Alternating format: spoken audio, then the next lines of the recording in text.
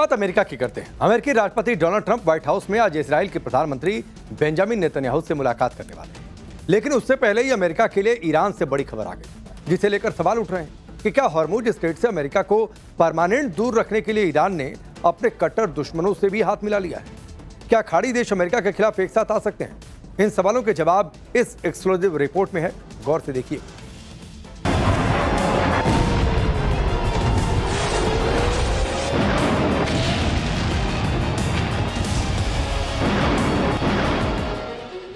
समंदर के इस हिस्से को देखिए, इसे ही हॉर्मुज स्ट्रेट कहते हैं। इन्हीं लहरों पर चलने वाले टैंकरों के तेल और गैस से आधी दुनिया की गाड़ियां चलती हैं, चूल्हे जलते हैं। लेकिन पिछले 4 महीने से फारस की खाड़ी को ओमान की खाड़ी से जोड़ने वाले इसी समंदर में बारूद बरस रहा है, क्योंकि समंदर का यही वो किनारा है जिसे लेकर अमेरिका और ईरान में तलवारें खिंची हुई हैं।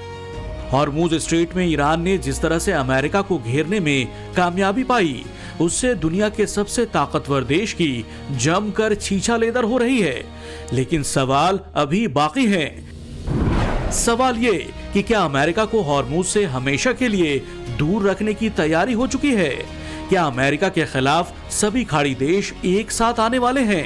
क्या राष्ट्रपति ट्रंप के खिलाफ ईरान ने अपने दुश्मनों से हाथ मिला लिया?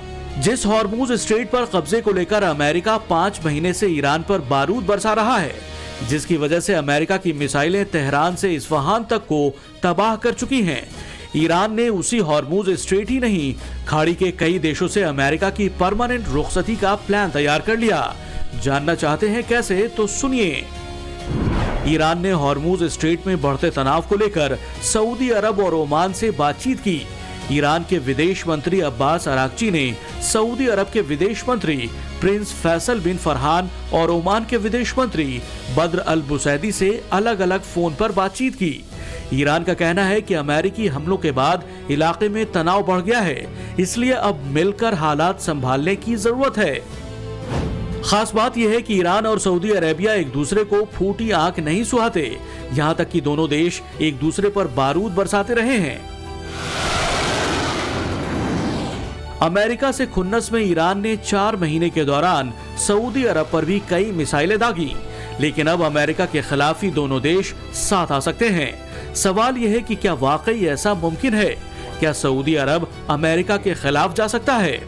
अमेरिका और सऊदी अरब के संबंध बेहद अच्छे रहे हैं। सऊदी अरब को हथियार से लेकर मिसाइलें तक अमेरिका ही देता रहा है।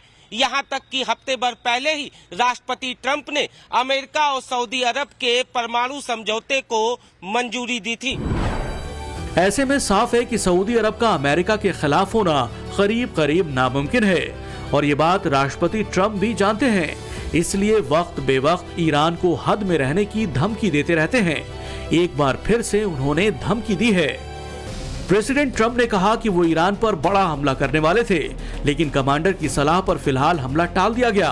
साथ ही इशारा भी दिया कि अमेरिका तनाव बढ़ाने में रत्ती भर भी पीछे नहीं हटेगा।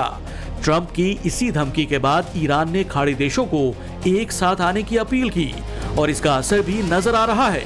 ईरान पर लगातार बमबारी के बाद भी अमेरिका हॉर्मुज स्ट्रेट पर तेहरान की पकड़ को कमजोर नहीं कर पाया। मैरीटाइम डेटा से पता चलता है कि इस अहम रास्ते से गुजरने वाले सभी जहाज ईरान के कंट्रोल वाले रास्ते से गुजर रहे हैं। पिछले 3 दिनों के मैरीटाइम डेटा से पता चलता है कि हॉर्मुज स्ट्रेट से गुजरने वाले सभी जहाज तेहरान के तय किए गए रूट का इस्तेमाल कर रहे हैं। मैरीटाइम इंटेलिजेंस फर्म मैरिस्क के डेटा से ये जानकारी सामने आई, जो बताती है कि इस दौरान एक भी जहाज ओमान के तट के पास वाले रास्ते से नहीं गुजरा, जिसका सुझाव अमेरिका जहाजों को दे रहा है। ईरान ने भले ही सऊदी अरब और ओमान को अमेरिका के खिलाफ साथ लाने की कोशिश की, लेकिन ये भी सच है कि सऊदी अरब और यूएई जैसे देश हथियारों से लेकर तकनीक तक अमेरिका पर ही निर्भर हैं। खाड़ी के कई देशों में अमेरिका की फौज की परमानेंट तैनाती है। ऐसे में अमेरिका को नाराज करने का खतरा शायद ही कोई देश मोल लेगा। लेकिन इतना जरूर है कि अगर खाड़ी देशों के हालात जल्द नहीं संभले, ईरान और अमेरिका में रंजिश खत्म नहीं हुई, तो जंग की आंच कई देशों तक जाएगी। अमेरिका और ईरान के बीच संघर्ष के खाड़ी युद्ध में तब्दील होने का खतरा बना रहेगा। Bureau report, times now Navbharat. अब बात पीओजे यानी कब्जे वाले कश्मीर की, जहां से एक बार फिर पाकिस्तान के वर्दी वाले दहशतगर्दों ने निहत्थे लोगों का कत्लेआम किया है। पाकिस्तान के आर्मी चीफ आसिम मुनीर के ऑर्डर पर पीओजे में प्रदर्शनकारियों पर सीधे गोली मारी गई, जिसमें अभी तक 21 लोगों की मौत हो चुकी है। सवाल यह है कि पीओजे में आज की रात क्या होने वाला है।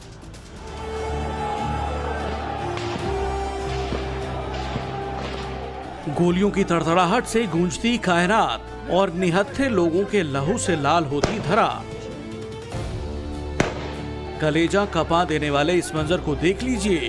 खून से सने जिस्मों और जिंदगी की भीख मांगती चीखों को सुन लीजिए और यकीन कर लीजिए कि जुल्म है तो यही है, अगर नरसंहार है तो यही है, और जिन्ना के मुल्क का सबसे खौफनाक पाप है तो यही है।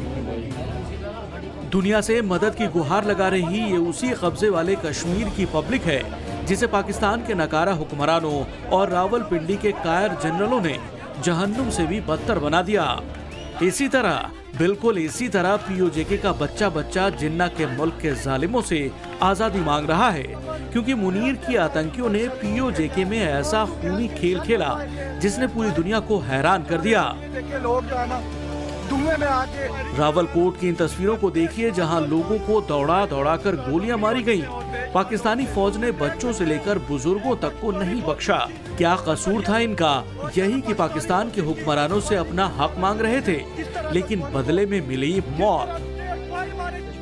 रावलकोट से कोटली और मुजफ्फराबाद से मीरपुर तक एक जैसा मंजर है, एक जैसा मातम है। पाकिस्तान के जालिमों ने निहत्थे प्रदर्शनकारियों को करीब से गोली मारी, छतों से गोलियां मारी, घरों में घुसकर गोलियां मारी। ये पहली बार नहीं है जब पाकिस्तान की डरपोक फौज ने पीओजे की निहत्थी अवाम पर गोलियां दागी हों, लेकिन इस बार अत्याचार की हर हद पार कर दी गई। सवाल है कि पाकिस्तान के आर्मी चीफ ने पीओजे के लोगों पर डायरेक्ट फायरिंग का ऑर्डर क्यों दिया? जवाब ऐसे समझिए। पाकिस्तान ने 27 जुलाई को पीओजे में चुनाव का ढोंग किया था, जिसके लिए आसिम मुनीर ने 15,000 से ज्यादा फौज की तैनाती की थी। पीओजे की जनता ने चुनाव के बहिष्कार का ऐलान किया था। वहीं ज्वाइंट अवामी एक्शन कमेटी मुजफ्फराबाद तक मार्च निकाल रही थी, जिसमें पीओजे के हर जिले से लाखों लोग शामिल हो चुके थे। इसी से बौखलाए पाकिस्तानी हुक्मरानों ने निहत्थे प्रदर्शनकारियों पर फायरिंग कर दी। लोगों को सरेआम सबके सामने गोलियां मारी गईं। रावलकोट से लेकर मीरपुर तक इस वक्त पूरा पीओजे के खून से लथपथ है। अपनी हकीकत छुपाने के लिए छटपटा रही शहबाज शरीफ सरकार और पाकिस्तानी रेंजर्स ने निहत्थे प्रदर्शनकारियों पर सीधे गोलियां बरसाई। पाकिस्तानी फौज की फायरिंग में अब तक 21 लोगों की मौत हो चुकी है, जबकि सैकड़ों लोग गोली लगने से घायल हैं। हालात यह है कि पीओजे के अस्पताल घायलों और शवों से पटे पड़े हैं, जिससे साफ है कि मरने वालों की संख्या कई गुना ज्यादा हो सकती है। पीओजे में 9 जून से ही प्रदर्शन हो रहे हैं, जिसे कुचलने के लिए शरीफ खानदान से लेकर मुनीर ने पूरा जोर लगा दिया।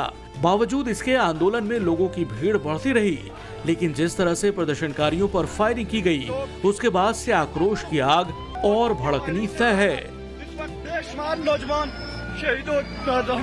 पाकिस्तान का डरपोक फील्ड मार्शल आसिम मुनीर मुजफ्फराबाद में अपनी आतंकी हुकूमत कायम करवाना चाहता था, जिसे पीओजे के लोगों ने सिरे से खारिज कर दिया।